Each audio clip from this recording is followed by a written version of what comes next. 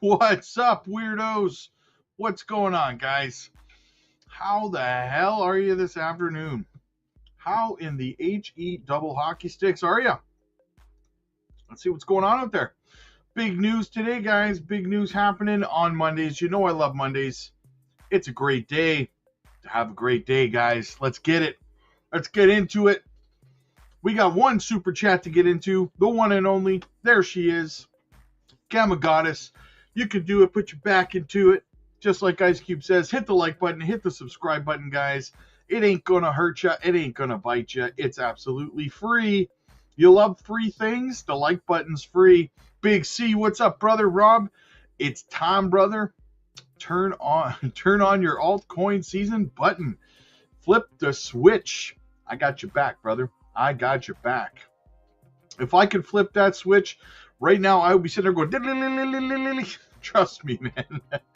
Oh, man. Crypto JPEG, what's up, man? First one, I win. First one on Crypto Blueprint as well. My guy, my dude, Angelo. Second to none. Thank you so much, brother. I appreciate you. Another local patience family. Stick to the plan, crew. Absolutely. Planning to accumulate more Swift. 150,000 coins. Congratulations on that, my friend. Swift, one of my favorite projects. Absolutely. We got 183 people in here, guys. We have 56 likes. That is like just a kick right in the old Frankenbeans, man. If you're here, smash the like button, guys. Help a brother out. Crypto Jared says, my bag of wormhole just grew 2 sizes. Keep these dips coming. Absolutely. J Money, Bulbasaur in the house. What's going on, brother? What's the name of your gaming channel? My gaming channel, I'll put it up on the screen for you again. I put it up last night. Yeah, guys, if you're wondering what the hell he's talking about, I did create a gaming channel where I just kind of play. I'm there. It's just me hanging out, talking with you guys. If you want to talk crypto, if you want to talk other stuff, whatever the case might be. I stream there usually at least once a day, most of the time. Just started the channel yesterday. This is it on your screen right now, your channel. Let's go to my channel. There it is. That's it on your screen right there, guys. Shoot me a sub over there if you want to hang out whilst I am playing my games. You can chat with me, hang out with me. More of a laid-back thing. It's where I go to kind of reset my brain and let the brain mush kind of, dissipate. So, yes, it's on your screen. Make sure you sub over there if you want to hang out with me. You can join me in playing if you want or whatever. Ari says, happy Monday. Definitely finishing with my bag today. There you go. Motivation Daily. What's up, Pencil Necks? Second stream of the day. Let's get it. We're back for a twofer. Usually you got to pay extra for that kind of action. You know what I'm saying? John, blessings, my friend. Good to see you, brother. Smash the like, subscribe, and join the Patreon. We'd love to have you over there. Joy says, I made it to the live. Everyone hit the likes. Rob is the best. Thank you, Joy. Absolutely love you. Definitely accumulating more Swift coin and Moonwell. There you go. Alt season. What do we got? William, they must be all panic selling. That will be selling in September. Ari says, happy Monday again. Guys, make sure you're hitting the like. 212 people in, 72 likes. Let's get to 100. We're so close we can taste it. Strawberry Dragon hanging out with me today. Skion says, yo, let's go wormhole. Absolutely. Gotta love our wormhole. H. Barbarina in the house. William, we haven't even moved up at all, but there's a possibility of a huge correction. William, I will straighten it out for you, my friend. I've talked about this already. I do believe there will be a correction at the end of September when the rate cuts happen. We will see a buy the rumor, sell the news event, which correlates with the M2 money supply. I've said this a few times. Candyman,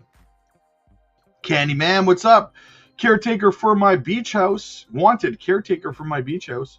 Also, beach house. Also, money for beach house. Also, come on, altcoin season. Let's get it.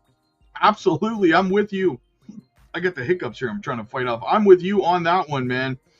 Bum. Lou Bone, hit the likes, ladies and gentlemen. Big C says, good afternoon, Rob and fam. It's all about them Benjamins. Absolutely, man. I will be patient. I will be patient. I will be patient. Yes, you will. Guys, listen, if you're impatient right now, the only people who are impatient right now and who are feeling some kind of way are people who are here to try to get rich quick. That's it, right? Our end goal for the end of this cycle and it hasn't changed, right? So if you're impatient, if you're frustrated, if you're angry right now, you're in the get rich quick mindset right now, and you need to get out of it. Bottom line, right?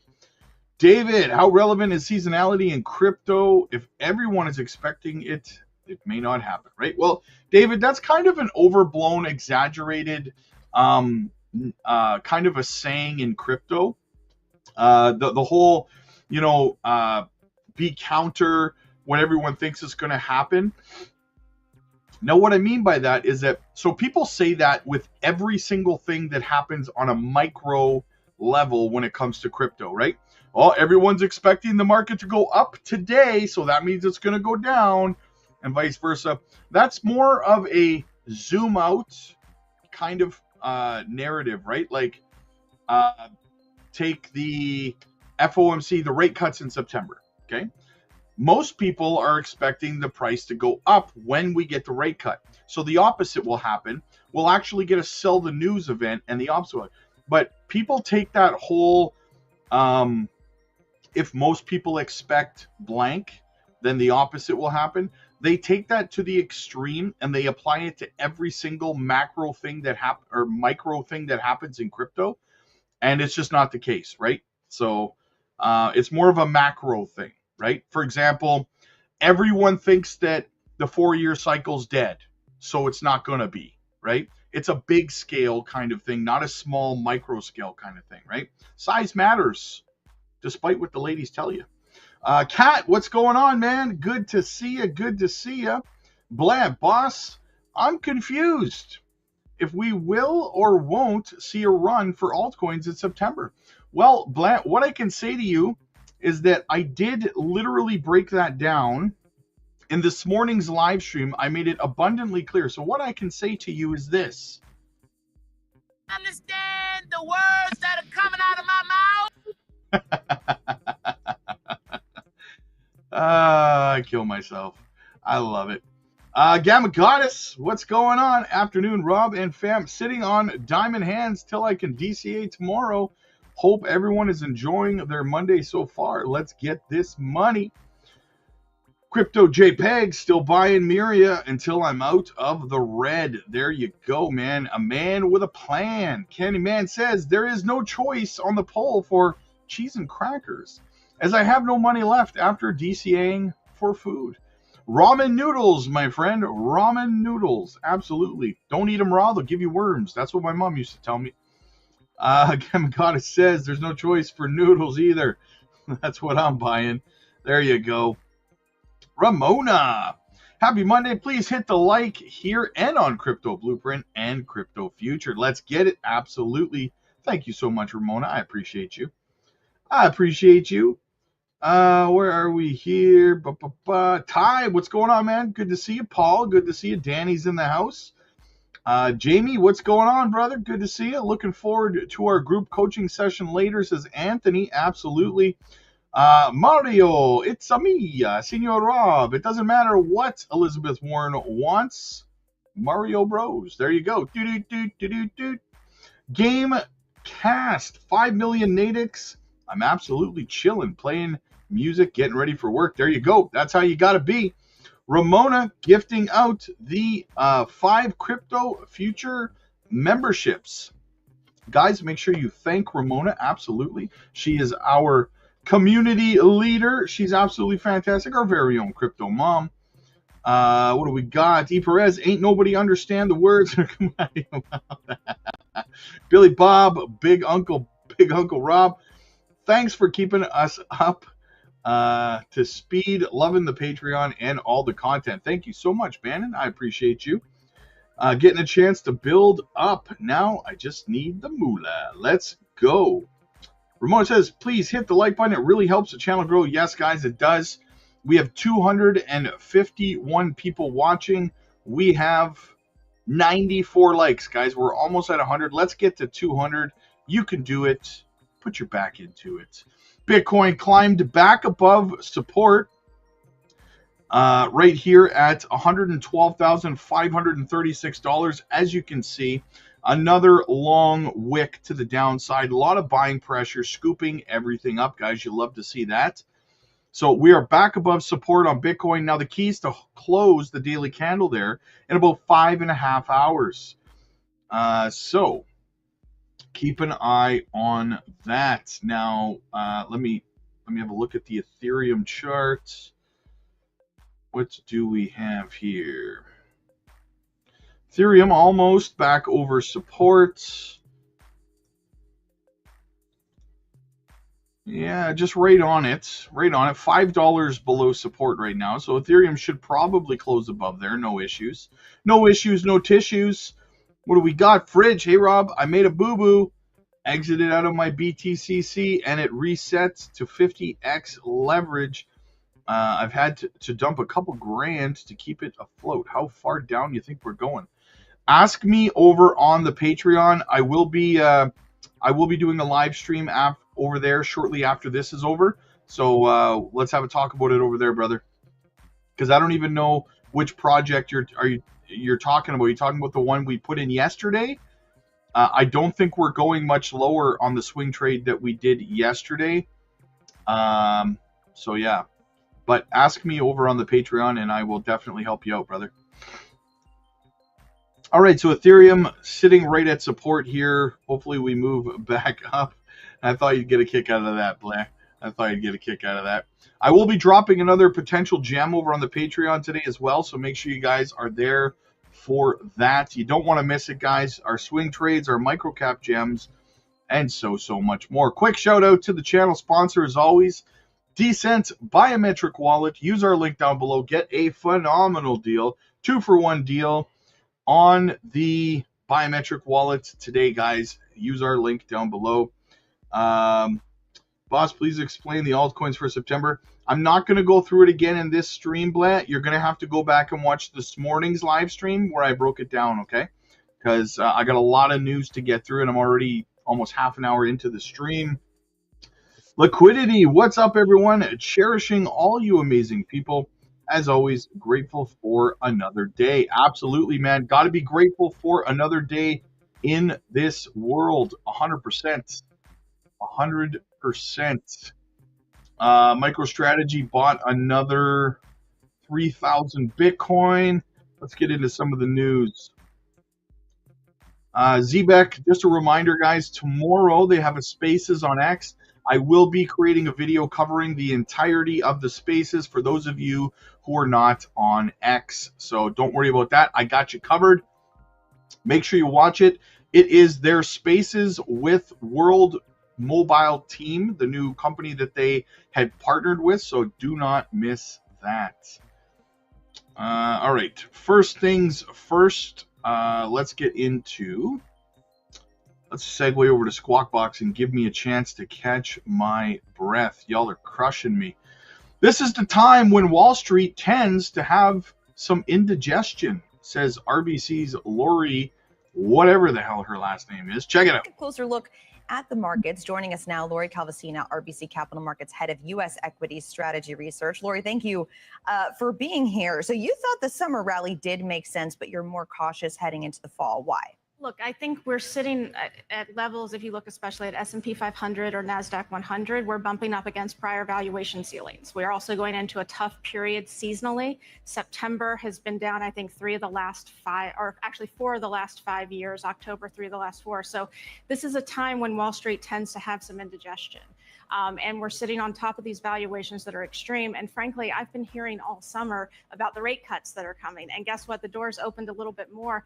But frankly, I don't think it was that much of a surprise to anybody I've been talking to over the past 3 months. Well, the market certainly reacted on it. Do you feel like Friday's move fully reflected the possibility of a rate cut, or do you think that there's still some optionality, at least in the equity markets? So if you look at the S&P 500, we were up, I think, about 1.5%. But we actually, we had been down a number of days prior to that. So there had been a little bit of nervousness creeping in, which we basically then erased and kind of went right back to where we were around those mid-August highs. Where the real story was and stock market action on Friday was the small caps, which were up about 9%. I'm an old small cap strategist, so I was, getting an earful about this. And the thing we told people was that if you looked at positioning data, people were really net short this part of the market.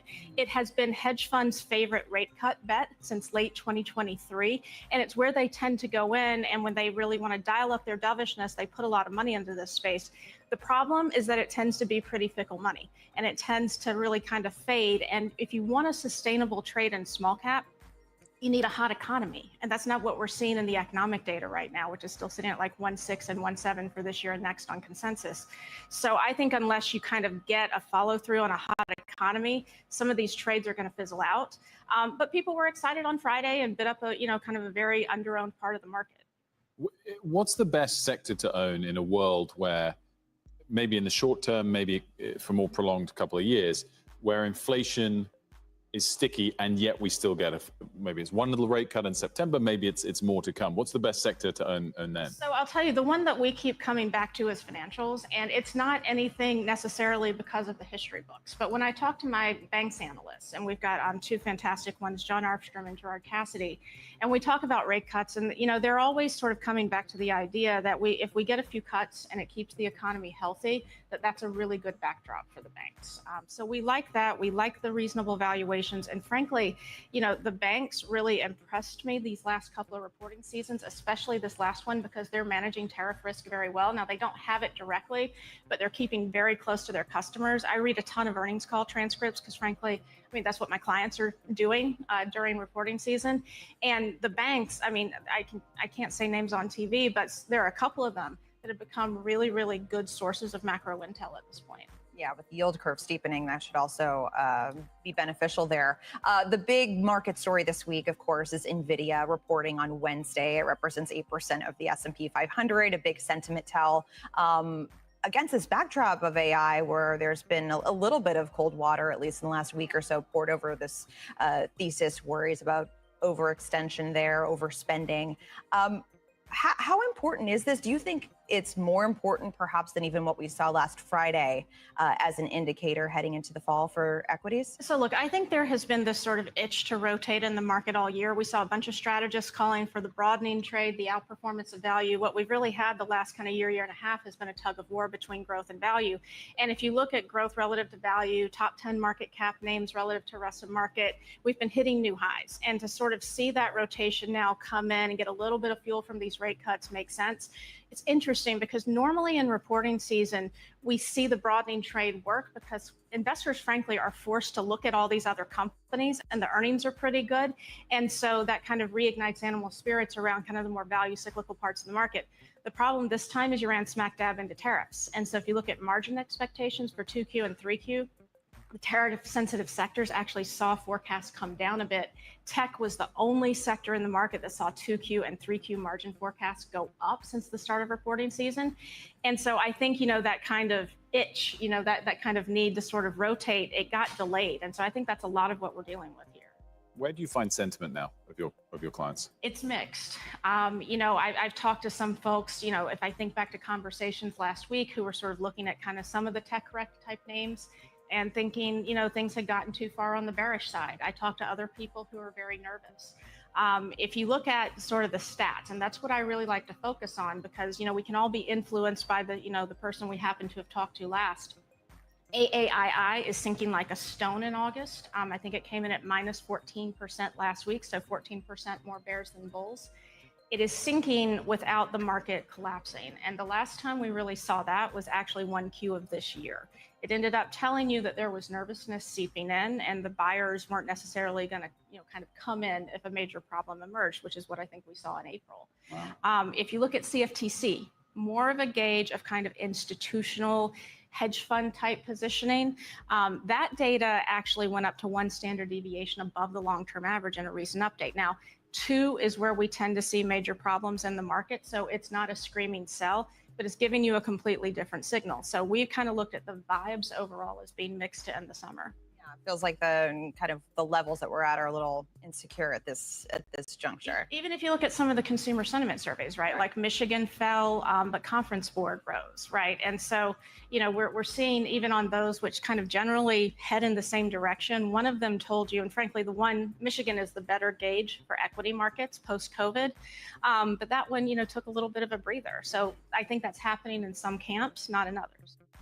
Lord of the Realm has entered the chat. He thought we wouldn't notice, but we did.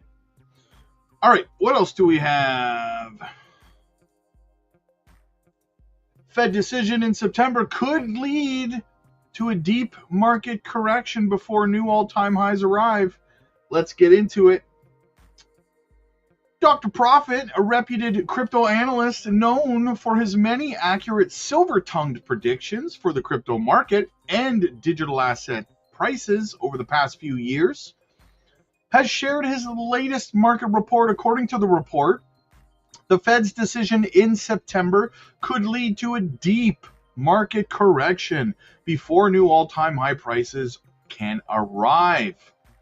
This, along with the analyst's earlier prediction for September being a bearish red month, the popular analyst shares his latest report focused on what is expected to become weeks and months of September, weeks and the month of September for the crypto market. He begins by encouraging traders to take profits and shed the fear of selling their assets. Big profit taking now can open opportunities to buy at the golden opportunities later. And this is what he expects for crypto markets in the next 2 months. Next, he talks about how it will all be certain that it is all but certain that the Fed will start cutting rates in September. Once the rate cut is announced, the crypto market is expected to experience a deep market correction phase. The analyst says September will be the first significant rate cut. And based on his observations from previous rate cuts, a correction only follows the first significant cut. Thus, he is bracing for a huge market correction. Huge. As the post above clearly states, Dr. Profit believes that this rate cut and the correction that will follow will be different from those similar events that preceded it. He then stated his strong belief that this rate cut will play a key role in the market correction that will take place in September. As the next FOMC meeting is expected to take place on September 17th, he then goes on to state that he expects for the price of BTC, what he expects for the price of BTC. In terms of the chart, Dr. Profit believes that Bitcoin is very bearish because it still has a strong CME gap at $93,000 price range. I don't think that's going to fill I think it will fill at the end of September. And I'm going to go through the chart and show you what I mean after I'm finished reading this. He expects the price of BTC to fall below $100,000 during the coming correction and the dip as far as $90,000 price range, where heavy liquidity sits.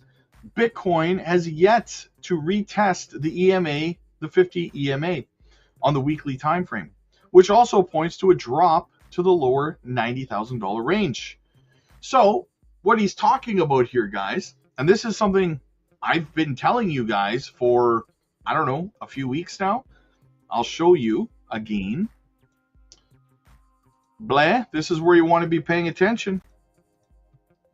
Just so you know. All right, so as we see, this is the M2 money supply chart. I've been showing you guys this every day for a couple of weeks now, telling you I'm expecting a big correction in September at the end of September, around the 20th. So around 5 weeks from now, a little more than 5.5 weeks, or not even, so 4 weeks, roughly 4 weeks from now. Sorry. So, and there's a couple of reasons why I feel that way. One, I agree with what the analyst was saying about how we will generally see a buy the rumor, sell the news event when you get a rate cut. So what's going to happen is the market is going to start climbing up over the next 4 weeks, pricing in a rate cut for September. Then the rate cut's going to happen. Everyone's going to sell the news, take profits, and Bitcoin's going to correct. Not only because of that, right? That's one reason. Another reason, as you can see on the M2 money supply, we also have a correction, a very deep correction that starts to take place right around the 20th of September, just days after the rate cut. And we know that there's an 80% correlation between Bitcoin's price action and the M2 money supply. So given that 3-day buffer is not a big deal. So if you line up the rate cut with the M2 money supply correction, which looks roughly, again, remember there's an 80% correlation, but roughly you would be looking at a, I don't know, maybe a 12 to 15% correction in Bitcoin's price, which is fairly deep. Now I could see it going deeper though, right? And I do believe that it will go deeper. Why do I believe it will go deeper? Simple. Because a lot of people, when that dip happens at the end of September, and it's going to last about 3 or 4 weeks into October, right? A lot of people are going to think that September was the top, right? A lot of people are going to think that was the top of the market. You'll start to see analysts or people on YouTube saying that, you know, rate cuts signal a top and stuff like that. You'll start to see that stuff, right? And it will start to convince you that September was the top of the bull run. But it won't be, right? As you can see, the M2 right now is breaking above resistance, putting in a higher high. We just got to get above this blue line here to put in an even higher high. I believe that the M2 is going to, right here in November, end of October, beginning of November, it's going to turn up and it's going to go put in a higher high and then roll over, which will lead Bitcoin's top into the end of November to the middle of December. I believe that's where the top of Bitcoin is going to be. A lot of people will get shaken out right here, though, right? A lot of people are going to think that that was the top, and they're going to miss out. So what we're doing over on the Patreon is we're devising an exit strategy, a profit-taking plan for everybody, and a redisbursement of capital once we bottom out through October. If you want to be a part of that plan, guys, get over to the Patreon, because it's not, no one's going to help you navigate it for free, right? Pay the price of a cup of coffee, jump aboard. That's all it costs, right? So that's how I believe things are going to play out. Bitcoin's going to go for a local top here. We're going to get the rate cut combined with the M2. It's going to drive the price of Bitcoin down very, very low, which I agree with. And then boom. But here's the thing. If we do follow the M2, then Bitcoin should be around September, around the end of September. Bitcoin's price should be somewhere between $130,000 and $140,000, right? So to say it's going to drop all the way down to $90,000, I don't know if it's going to go quite that far, because if I was to shrink this, and bring Bitcoin down to $90,000 from 40, I gotta shrink it more. From 40,000, let me get rid of the M2 here. You would be looking at, let me see, let's say it only gets to 130,000, okay? 130,000, a correction all the way down to $90,000 would be roughly a 30.94% correction on Bitcoin. It could happen. I mean, we did have in 2021, I'll show you.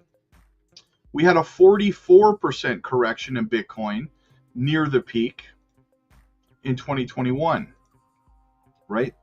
I will show you. All right, just chill out. Let me just adjust my stuff here, man. Okay, let me adjust my stuff.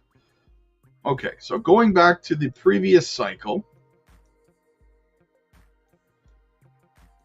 as you can see here,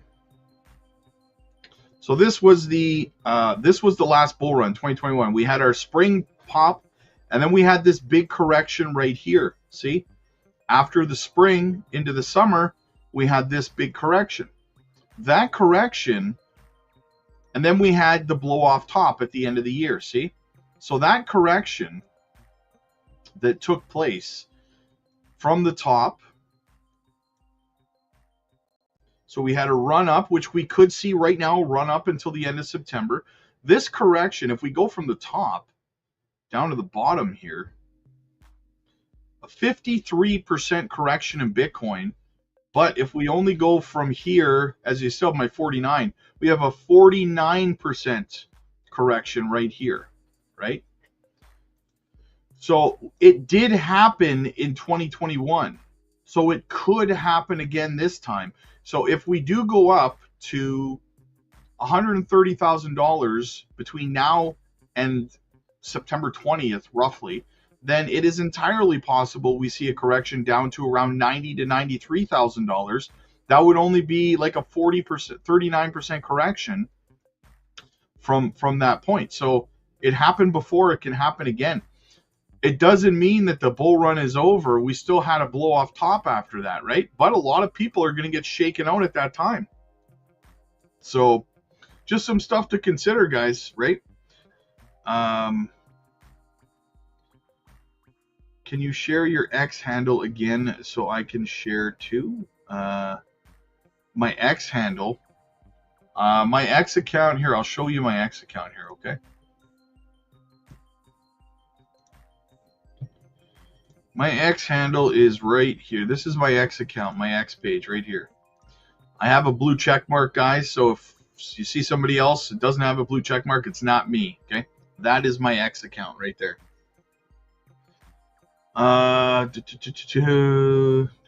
Soul Boy, what's going on, buddy? Is there a live Zoom call today? Yes, there is. Yes, there is. Hoover, what's going on, my guy? Good to see you. Okay, what else do we have? Oh, yes, I wanted to cover this news. A little bit of wormhole news for my wormhole family out there. You guys know I love wormhole. With wormhole forcing a price hike, can Layer Zero's acquisition of Stargate still proceed? Let's talk about it. On August 21st, Layer Zero's direct competitor, the Wormhole Foundation, publicly announced on X that Layer Zero's approximately $110 million acquisition offer for Stargate underestimated Stargate's protocol assets and growth. Therefore, Wormhole plans to submit a higher offer and request a suspension of the current snapshot vote for 5 working days to improve the bidding process and protect the interests of the STG holders. Stargate Atlantis. Regarding Layer Zero's acquisition proposal for Stargate, it can be tracked back to August 11th. In the early morning of the same day, the Layer Zero Foundation released a draft in the Stargate Governance Forum proposing to acquire Stargate for a total price of $110 million. Specifically, a Layer Zero Foundation proposes to convert all circulating STG, including those in staked/voting, into ZRO at a ratio of 1 STG to 0.08634 ZRO at the price of 16.75 per STG, actually slightly higher than the market price. Okay, so they're doing a token migration. I personally don't like having anything to do with this kind of thing. After the proposal was announced, the official Twitter account of Layer Zero and Stargate frequently interacted with each other. and both sides talked about a win-win cooperation.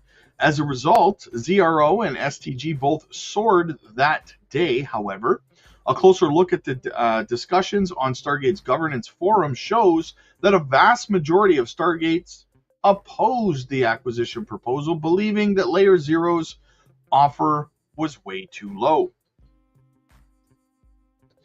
On August 18th, the proposal officially went to a vote on Snapshot, where STG holders will collectively decide whether to accept the acquisition offer. Compared to its initial proposal, Layer Zero did not increase the offer price. Instead, it announced that it could share 50% of the Stargate's total revenue over the next 6 months with VESTG holders, those who directly voted. After the voting began, so they're trying to buy votes, essentially.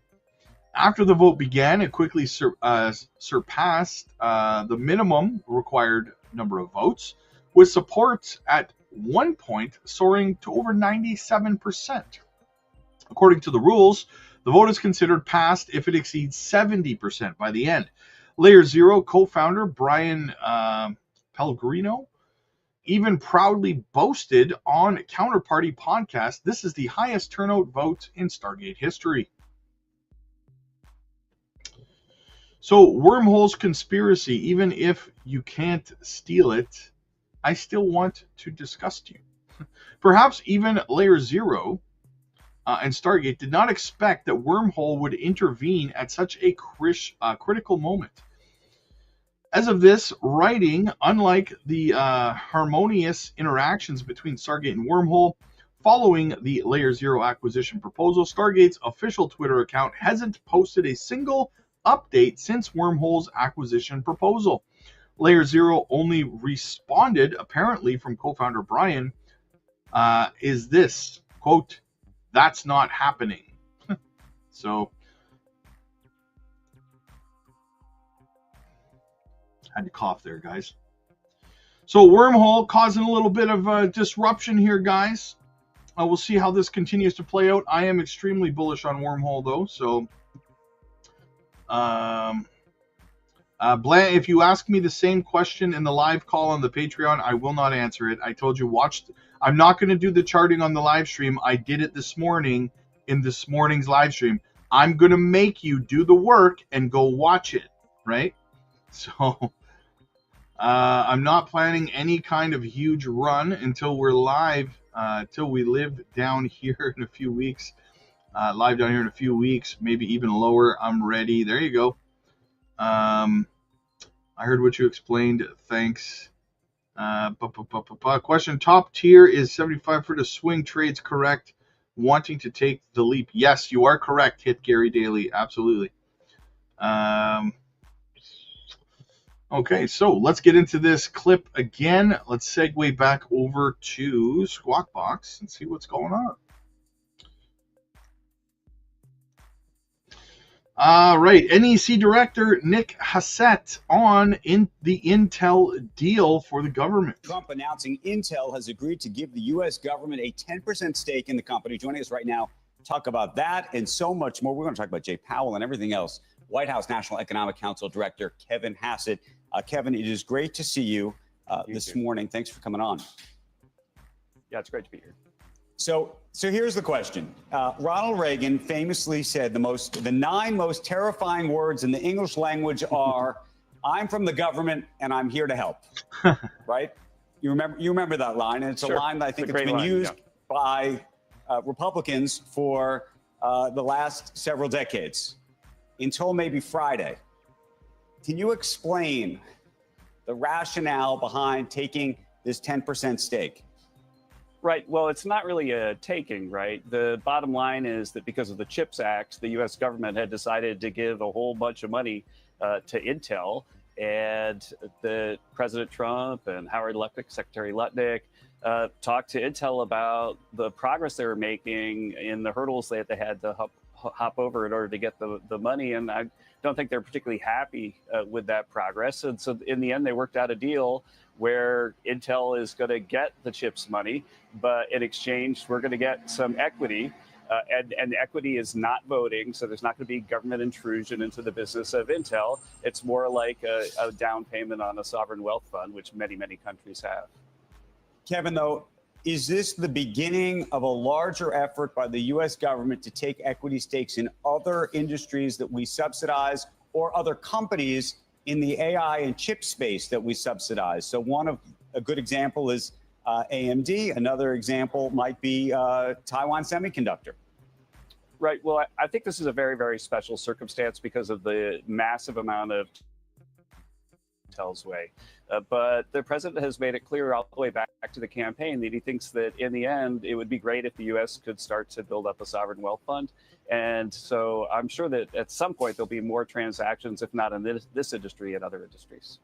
Okay, so we should expect the U.S. government to be taking more equity stakes in businesses around the country. That is something that if you're a CEO this morning watching us, you should say, okay, the sovereign wealth fund may be coming and trying to effectively buy in some kind of equity stake.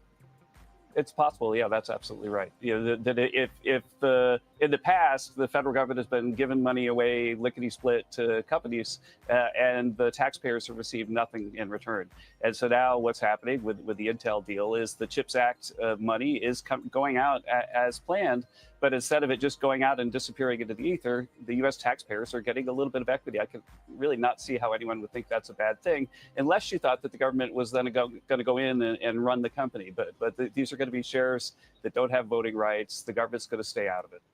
Well, it goes back a little bit to the Ronald Reagan quote that I started with, which is when, for many, many years, you know, you and I used to have conversations about Solyndra and how I think you thought that was a terrible, terrible mistake for the U.S. government to be getting involved in. We have been exporting the idea of a free market around the world for as long as I can remember, and this is a major shift. Do you not agree? No, I think this is a very special case of Biden committed the money. You know, President Trump and Howard Lutnick weren't very clear that they wanted to continue to let the money go out because the paths weren't being crossed, the hurdles weren't being crossed. And so I think it's a very special case. But again, the general principle that if the U.S. government is able to create a situation that benefits everybody, that it should benefit the taxpayers too.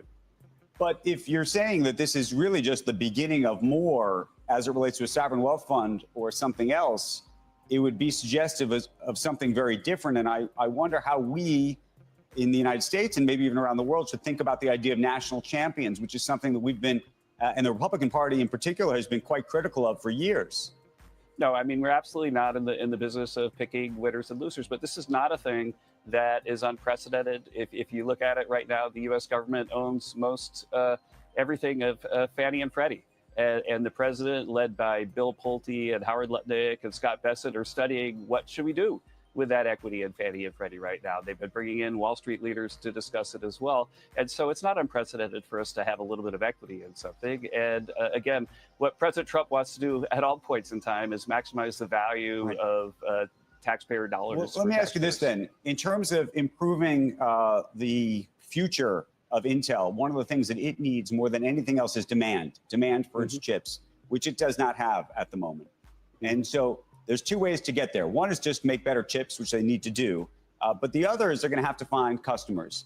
And the question is whether you believe that this administration is going to use its influence with other companies that would otherwise be the buyers of these chips to buy said chips. We had a period of time, remember, where Gina Raimondo in the Biden administration was trying to persuade Amazon and so many other companies to buy these chips unsuccessfully at the time, but criticized, if I remember, by Republicans for doing such a thing. So do you believe that someone from the administration is going to call up any of the tech companies and say, you know, you're building a data center, we'd love for you to use Intel chips? No, I don't expect that's what's going to happen. I think what is going to happen is with the cash inflow that they've gotten, in addition to some money from outside private funders, Intel's going to get its act together and once again become the leader in chip space. Can I just ask one related question? Because I wonder if you think there's a historical sort of rewrite of history. Some people have suggested that the Biden administration should have taken equity the first time around when the CHIPS Act was first put in place. And the reason I'm curious about that is because I think at the time, it was clearly to incentivize chip companies to come to the United States, do business, build fabs. And the fabs at the time were considered uneconomical, meaning companies didn't want to do this unless they could be subsidized. Now, maybe you could argue that given the tariff regime that's been put in place, it's changed the economics of what the playing field looks like today. But at the time, I think it would have been very difficult to go to these companies and say, I'm going to give you cash, you're going to give me equity, because I think they would have said to you, then please don't give me the cash. Am I wrong? Well, again, if you're a company that's losing money, the equity doesn't have much, if any, value. And the bottom line is that President Trump is building an America First agenda that includes, as you say, tariffs, which will make it so that people are much more incented to bring their production onshore. And so 100%, we expect that companies like Intel that are onshoring production are going to become increasingly profitable because of the president's trade policy. So Americans are basically financially benefiting from a lot of what he's doing at the end of the day, right? Not much to complain about there, man. Not much to complain about there. Let's check out the Bitcoin chart once again. Over the top, what's going on, man? Dave, catching up. Good stuff, brother. Thank you so much, man. Thank you so much. All right, so Bitcoin, again, I told you guys what we're watching for. We need to see a daily close above $112,536. We're currently just a hair below there, so we'll see what happens. If we don't close above there, we could retest the 100-day moving average again. Maybe we finally drop down into this golden pocket down here that we have. We'll see. We shall see. We'll stay here for every little bit of it, guys, but super fantastic. All right, guys, I got a coaching call to get to over on the Patreon. Join us over there, guys, for swing trade opportunities. I just posted an update on yesterday morning swing trade that we're currently in as well. Not to mention the successful swing trade we closed up yesterday morning. Jump over there for all of the swing trades, the microcap gems. I'm also dropping another gem over on the Patreon this evening as well. A live calls over there soon. I will be jumping over there live. So continue the live over on the Patreon. The link is in the chat. It's in the pinned comments. It's in the description. Click like if you like this video. Click subscribe if you really liked it. I'll see you guys in the next one. God bless.